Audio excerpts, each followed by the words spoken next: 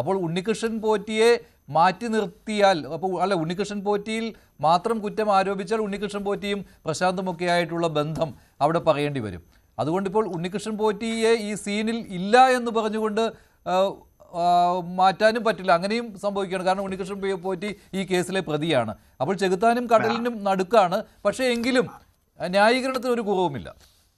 അല്ല, അവിടെ ഇവർക്ക് പറ്റുന്ന ഒരേ ഒരു മാർഗം ഞാൻ നേരത്തെ സൂചിപ്പിച്ചതുപോലെ ഉണ്ണികൃഷ്ണൻ പോറ്റിയെ മാത്രം ബ്ലെയിം ചെയ്ത് കഴിഞ്ഞാൽ എങ്ങനെയാണ് ഉണ്ണികൃഷ്ണൻ പോറ്റി എന്ന് പറയുന്ന ഒരു നോ എൻറ്റിറ്റിക്ക് ശബരിമലയിൽ ഇത്രത്തോളം സ്വാധീനം ഉണ്ടാക്കാനായിട്ട് കഴിയുന്നത് എന്നുള്ള പ്രധാനപ്പെട്ട ചോദ്യം ഇവിടെ വരും. ആ ചോദ്യത്തിന് CPM മറുപടി പറയുക എന്നുള്ളത് എളുപ്പമല്ല. അതുകൊണ്ട് അവർക്ക് ആദ്യമൊക്കെ നിഷേധിച്ചുവെങ്കിലും ഇപ്പോൾ ഉണ്ണികൃഷ്ണൻ പോറ്റിയെ കൂടി ന്യായീകരിക്കേണ്ടുന്ന അവസ്ഥ വരികയാണ്. അതല്ല എങ്കിൽ ആ സ്വർണം അദ്ദേഹം അവിടെ നിന്ന് വേണമെങ്കിൽ അദ്ദേഹത്തിന് പറയാമല്ലോ, ദേവസ്വം ബോർഡിനെ കബളിപ്പിച്ചിട്ട് അയാൾ സ്വർണം കൈയടക്കി തട്ടിയെടുത്തു എന്ന് പറയാം. പക്ഷെ അത് പറയാൻ പറ്റുമോ? യുക്തിസഹമായിട്ടുള്ള കാര്യമാണോ അത്? അതിന്റെ കസ്റ്റോഡിയൻ ആരാണ്? ദേവസ്വം ബോർഡാണ്. അപ്പോൾ അതിന്റെ മെഷർമെന്റ് എടുത്ത് സൂക്ഷിക്കേണ്ടതും മഹസറിൽ അത് രേഖപ്പെടുത്തേണ്ടതും രജിസ്റ്ററിലാക്കേണ്ടതും ചെയ്യേണ്ടതും ആരുടെ ഉത്തരവാദിത്തമാണ്? ദേവസ്വം ബോർഡിന്റെയാണ്. അവിടെ അതിൻ്റെതായിട്ടുള്ള പരിശോധനകൾ നടക്കുന്നുണ്ടോ, അതെല്ലാം തന്നെ പ്രോപ്പറായിട്ട് ചെയ്തിട്ടുണ്ടോ, ഈ കാര്യങ്ങളെക്കുറിച്ച് കോടതി തന്നെ ഈ ഉത്തരവിൽ പറയുന്നത് എന്താണ്? ഇതിന്റെ പൂർണ്ണമായിട്ടുള്ള കൺട്രോൾ, ഇതിന്റെ നിയന്ത്രണം, അതിന്റെ സംരക്ഷണം അത് ബോർഡിന്റെ ഉത്തരവാദിത്തമാണ്. അതുകൊണ്ട് കോടതി പറഞ്ഞിരിക്കുന്ന ഒരു കാര്യം വളരെ പ്രസക്തമാണ്. ഇതൊരു കൃത്യമായിട്ടുള്ള ഗൂഢാലോചനയാണ് എങ്കിൽ ആ ഗൂഢാലോചനയിൽ അന്വേഷണം വരേണ്ടത് എവിടെ നിന്നാണെന്ന് പറയുന്നുണ്ട്. ബോട്ടം അപ്പ് അല്ല, ടോപ്പ് ഡൗൺ അന്വേഷണം നടക്കണമെന്നാണ്. അതായത് ദേവസ്വം ബോർഡിന്റെ ഭരണ രംഗത്തുള്ള അതിന്റെ അധികൃതരായിട്ടുള്ള ആൾക്കാരിൽ നിന്ന് തുടങ്ങി താഴോട്ട് അതിന്റെ അന്വേഷണം ഈ ഗൂഢാലോചനയുമായി ബന്ധപ്പെട്ട് നടക്കണം എന്നാണ് പറയുന്നത്. എന്ന് വെച്ചാൽ അതിന്റെ ഏറ്റവും മുകളിൽ ഇരിക്കുന്ന ഒഫീഷ്യൽ ആരാണ്? അത് പ്രശാന്താണ്. അപ്പൊ ആ പ്രശാന്ത് മുതൽ താഴോട്ടുള്ള ആൾക്കാരിലേക്ക് അന്വേഷണം പോകണമെന്നാണ് പറയുന്നത്. അത് അതേപടി ടോപ്പിലിരിക്കുന്ന മറ്റൊരാൾ കൂടിയുണ്ട്, ദേവസ്വം മന്ത്രി കൂടിയുണ്ട്. പക്ഷേ അത് നമുക്ക് ആ രീതിയിൽ ഭരണതലത്തിലായതുകൊണ്ട് വേണമെങ്കിൽ അവർക്ക് എക്സ്ക്യൂസ് പറഞ്ഞു നിൽക്കാം. നിലവിൽ പ്രശാന്തിനെതിരെയുള്ള പരാമർശം കോടതിയിൽ നിന്ന് വന്നിട്ടുണ്ട്. വകുപ്പിനെതിരെയോ അല്ലെങ്കിൽ ഇതിന്റെ മന്ത്രിക്കെതിരെയുള്ള പരാമർശമില്ല. പക്ഷെ ഇവിടുത്തെ ഒരു കാര്യം വളരെ പ്രസക്തമാണ് മഞ്ജുഷ്. ഈ ചർച്ചകളുടെ എല്ലാം ആണിക്കല്ല് എന്ന് പറയുന്നത് അതാണ്. അതായത് ഈ സ്വർണം മാറി ചെമ്പ് തെളിഞ്ഞപ്പോ 2019 തട്ടിപ്പ് പുറത്താകാതിരിക്കാൻ ഇത്തവണ രഹസ്യമായി, ആ വാക്ക് വളരെ പ്രസക്തമാണ്, രഹസ്യമായി ഈ പണി വീണ്ടും പോറ്റിയെയും സ്മാർട്ട് ക്രിയേഷൻസിനെയും ഏൽപ്പിച്ച് സീസൺ തുടങ്ങുമ്പോഴേക്ക് ഇത് തിരിച്ച് സ്ഥാപിക്കുന്നതിന് വേണ്ടിയിട്ടുള്ള ഒരു തട്ടിപ്പാണ് അവിടെ നടന്നത്. അവിടെ അനിൽകുമാർ പറഞ്ഞത് താങ്കൾ ശ്രദ്ധിച്ചു കാണുമല്ലോ. അനിൽകുമാർ പറഞ്ഞത് ഞങ്ങൾ പോറ്റിയുടെ കയ്യിൽ കൊടുത്തു വിട്ടിട്ടില്ല, പോറ്റിയുടെ കയ്യിലേക്ക് എത്തിച്ചിട്ടുമില്ല, അവിടെ സ്മാർട്ട് ക്രിയേഷൻസുമായിട്ടുള്ള ഇടപാടാണെന്ന്. എത്രമാത്രം തെറ്റിദ്ധരിപ്പിക്കുന്ന പ്രയോഗങ്ങളാണ് നടത്തിക്കൊണ്ടിരിക്കുന്നത്. ഇതിൽ വളരെ കൃത്യമായിട്ട് ഇൻവെസ്റ്റിഗേറ്റീവ് ഏജൻസി അല്ലെങ്കിൽ വിജിലൻസിന്റെ ആദ്യത്തെ റിപ്പോർട്ടിൽ തന്നെ വളരെ വ്യക്തമായിട്ട് പറയുന്ന ഒരു കാര്യമാണ്, പോറ്റി ഇത് കൊണ്ടുപോകാൻ തന്നെ ആയിരുന്നു ഇരുന്നത്. ഈ ഉത്തരവിൽ പറയുന്നതനുസരിച്ച് തന്നെയാണെങ്കിലും ഈ കാര്യങ്ങളെല്ലാം തന്നെ ഇളക്കി പോറ്റിക്ക് കൊടുക്കുന്നതിന് വേണ്ടിയിട്ടാണ് തീരുമാനം. പക്ഷെ അത് അവസാനം പോറ്റി അല്ല കൊണ്ടുപോയത് എന്നതിന് നേരത്തെയുള്ള വിജിലൻസിന്റെ റിപ്പോർട്ടിൽ കാരണം പറയുന്നുണ്ട്. എന്തായിരുന്നു ആ കാരണം? താൻ ഇത് ഒറ്റയ്ക്ക് കൊണ്ടുപോകുമെന്നും തന്റെ കൂടെ ദേവസ്വത്തിന്റെ ഉദ്യോഗസ്ഥർ വരികയാണെങ്കിൽ അവരുടെ ചെലവ് താൻ എടുക്കില്ല എന്നും അദ്ദേഹം പറഞ്ഞപ്പോഴാണ് ഇവിടെയുള്ള തിരുവാഭരണം കമ്മീഷണർ പറയുന്നത് അങ്ങനെ നിങ്ങൾ കൊണ്ടുപോകണ്ട, ഞങ്ങൾ കൊണ്ടുപോയിക്കൊള്ളാം എന്ന് പറയുന്നത്. അതല്ലായിരുന്നുവെങ്കിൽ ഈ പോകുന്ന ആൾക്കാർക്ക് ഊണും വണ്ടിക്കൂലിയും പോറ്റി മേടിച്ചു കൊടുക്കാമായിരുന്നു എന്നാണ് പറഞ്ഞിരുന്നത് എങ്കിൽ ഇതിപ്പോ പോറ്റി ഉൾപ്പെടെ എല്ലാവരും കൂടെ സംഘം ചേർന്ന് പോകുന്ന ഒരു അവസ്ഥയായിരുന്നു. എന്തായാലും അത് ന്യായീകരണത്തിന് ഒരു അവസരം ഉണ്ടാക്കി. കാരണം പോറ്റിയുടെ കയ്യിൽ കൊടുത്തു വിട്ടിട്ടില്ല, പക്ഷേ പോറ്റിയുടെ കയ്യിലേക്ക് എത്തിച്ചു കൊടുത്തു, അവിടെ നിന്ന് ഈ പറയുന്ന സ്മാർട്ട് ക്രിയേഷൻസിലേക്കും. Shri advocate BN Haskar, advocate BN Haskar, താങ്കൾ കേൾക്കാമല്ലോ അല്ലേ? ഹസ്കർ കേൾക്കാം.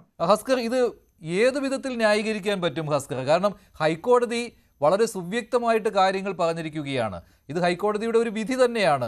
കാരണം പ്രത്യേക അന്വേഷണ സംഘത്തോട് ഗൂഢാലോചന അന്വേഷിക്കണമെന്ന് ആവശ്യപ്പെട്ടുകൊണ്ടിരിക്കുന്ന വിധിയാണ്. അപ്പോൾ ആ വിധിയിൽ ഹൈക്കോടതി സ്വാഭാവികമായിട്ടും ഈ പ്രാഥമിക അന്വേഷണ റിപ്പോർട്ടിലെ ഏതാനും ഭാഗങ്ങൾ കൂടി ഉദ്ധരിച്ചായിരിക്കുമല്ലോ ഈ നിരീക്ഷണങ്ങൾ നടത്തിയിട്ടുള്ളത്. അതിൽ ഇപ്പോഴത്തെ Thiruvithamkoor Devaswom board president PS പ്രശാന്തിൻ്റെ പങ്കാളിത്തം സ്പഷ്ടമായിട്ട് പറയുന്നുണ്ട്, TDB പ്രസിഡന്റ് എന്ന് തന്നെ രേഖപ്പെടുത്തിക്കൊണ്ട്. അപ്പോൾ പിന്നെ അദ്ദേഹത്തിന് എങ്ങനെ ആ സ്ഥാനത്ത് തുടർന്നുകൊണ്ട് ഈ അന്വേഷണം നേരിടാൻ കഴിയും? കാരണം ഈ രേഖകളൊക്കെ പരിശോധിക്കേണ്ടതുണ്ടല്ലോ കൂടുതൽ അന്വേഷണത്തിന്, പ്രത്യേക അന്വേഷണ സംഘത്തിന്, SITക്ക്. അപ്പോൾ ഇദ്ദേഹത്തെ അവിടെ ഇരുത്തിക്കൊണ്ട് എങ്ങനെ ഈ അന്വേഷണം മുന്നോട്ട് കൊണ്ടുപോകാൻ കഴിയും? മഞ്ജുഷ, ഇതിലിപ്പോ നമ്മുടെ ബഹുമാനപ്പെട്ട കേരള ഹൈക്കോടതിയുടെ ദേവസ്വം ബോർഡിന്റെ ഡിവിഷൻ ബെഞ്ച് വളരെ കൃത്യമായി ഇക്കാര്യത്തിൽ സുവ്യക്തമായ ഒരു തീരുമാനം എടുക്കുന്നു. സ്പെഷ്യൽ ഇൻവെസ്റ്റിഗേഷൻ ടീം കൊണ്ട് ഈ കേസിന്റെ അന്വേഷണം നടത്തണമെന്ന് തീരുമാനിക്കുന്നു.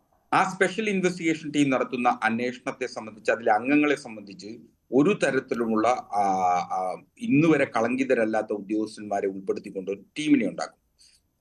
ദേവസ്വം ബോർഡിന്റെ 2019 മുതൽ 25 വരെയുള്ള കാലഘട്ടങ്ങളിൽ നടന്നിട്ടുള്ള എല്ലാ ക്രമക്കേടുകളെയോ അല്ലെങ്കിൽ പാളിച്ചകളെ സംബന്ധിച്ചും അന്വേഷിക്കണമെന്ന് ദേവസ്വം ബോർഡ് ഡിവിഷൻ ബെഞ്ച് നിർദ്ദേശിക്കുന്നു. ആ നിർദ്ദേശത്തിന്റെ ഭാഗമായി ഇപ്പോഴത്തെ പ്രസിഡന്റ് ഏതെങ്കിലും തരത്തിൽ വീഴ്ചകൾ സംഭവിച്ചിട്ടുണ്ടോ എന്നുള്ളതും അന്വേഷിക്കണം എന്ന് പറയുന്നതിൽ അസ്വാഭാവികതയൊന്നുമില്ല. ഇതിൽ നാച്ചുറൽ ജസ്റ്റിസിന്റെ വയലേഷൻ ഉണ്ടെന്ന് നിയമപരമായി പരിശോധിച്ചാൽ അതിൽ അക്കാര്യത്തിൽ ഒരു അഭിപ്രായ വ്യത്യാസം ചിലപ്പോ ഒരു തർക്കം ഉന്നയിക്കാൻ കഴിയും. അതുകൊണ്ടാണ് ഇപ്പോ ശ്രീ PS പ്രശാന്ത് ബഹുമാനപ്പെട്ട ഹൈക്കോടതി തന്നെ തന്റെ ഈ ഒരു വിധിയിൽ ഇടക്കാല ഉത്തരവിൽ ഉണ്ടായിട്ടുള്ള പരാമർശം നീക്കം ചെയ്യണമെന്ന് ആവശ്യപ്പെടുന്നു, ഉപഹർജി കൊടുക്കും എന്ന് അദ്ദേഹം ഇപ്പോ പറഞ്ഞിട്ടുള്ളത് നാം മാധ്യമങ്ങളിലൂടെ കേട്ടതാണ്. അദ്ദേഹം എടുത്തിട്ടുള്ള തീരുമാനം അതാണ്.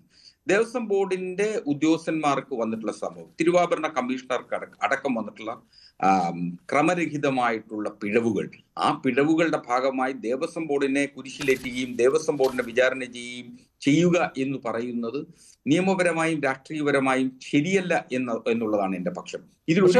ഹൈക്കോടതി പറഞ്ഞിരിക്കുന്നത് ഉദ്യോഗസ്ഥരെ മാത്രം ബ്ലെയിം ചെയ്യാൻ പറ്റില്ല എന്നുള്ളതാണ്. ഉദ്യോഗസ്ഥരെയും കുറ്റപ്പെടുത്താം, ഉദ്യോഗസ്ഥർക്ക് പങ്കാളിത്തമുണ്ട്, സംശയമില്ല.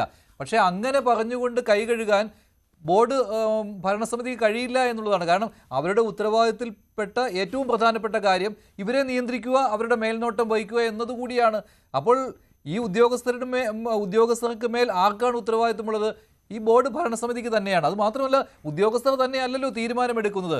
ഉദ്യോഗസ്ഥ ഭരണമല്ലല്ലോ തിരുവിതാംകൂർ ദേവസ്വം ബോർഡിൽ. അവരുടെ മുകളിലാണല്ലോ ഒരു ഭരണസമിതി ഉള്ളത്. പിന്നെ ഈ ഭരണസമിതിക്ക് എന്താണ് അവിടെ ജോലി? അത് മാത്രമല്ല, ഈ ഉണ്ണികൃഷ്ണൻ പോറ്റിക്ക്, ഈ സ്പോൺസർക്ക് ഈ ദ്വാരപാലക ശില്പങ്ങളുടെ സ്വർണ്ണപ്പാളി നൽകണമെന്ന് നിർദ്ദേശം നൽകിയത് തിരുവിതാംകൂർ ദേവസ്വം ബോർഡ് പ്രസിഡന്റിന്റെ നിർദ്ദേശത്തിനനുസരിച്ചാണെന്ന് തിരുവാഭരണം കമ്മീഷണർ തന്നെ രേഖപ്പെടുത്തിയിരിക്കുകയാണ്. അത് ഹൈക്കോടതി എടുത്തു പറയുകയാണ്. ഇത് വിജിലൻസിന്റെ അന്വേഷണത്തിലും പ്രത്യേക അന്വേഷണ സംഘത്തിന്റെ പ്രാഥമിക അന്വേഷണത്തിലും കണ്ടെത്തിയ കാര്യമാണ് സർ.